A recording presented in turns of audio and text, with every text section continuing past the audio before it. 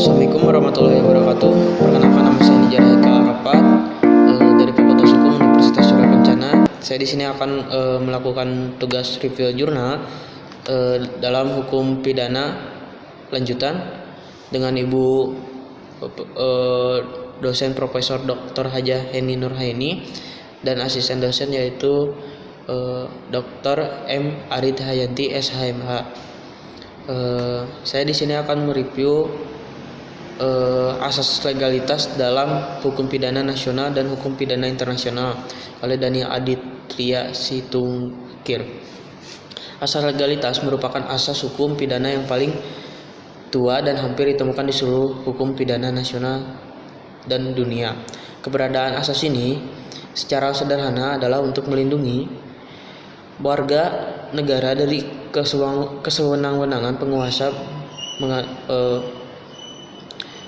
menganutnya. Hak asasi manusia turut memberikan sumbangsih bagi perkembangan asas legalitas baik dari hukum pidana nasional maupun hukum pidana internasional. Peristiwa yang berkaitan dengan ini ikut mempengaruhi penerapan asas legalitas dalam penegakan hukum.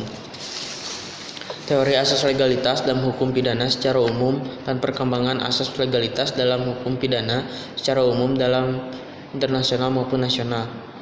Pendahuluannya yaitu keberadaan asas di dalam suatu bidang hukum sangat penting mengingat asas-asas inilah yang menjadi dasar pedoman bagi sendiri ataupun masyarakat itu sendiri.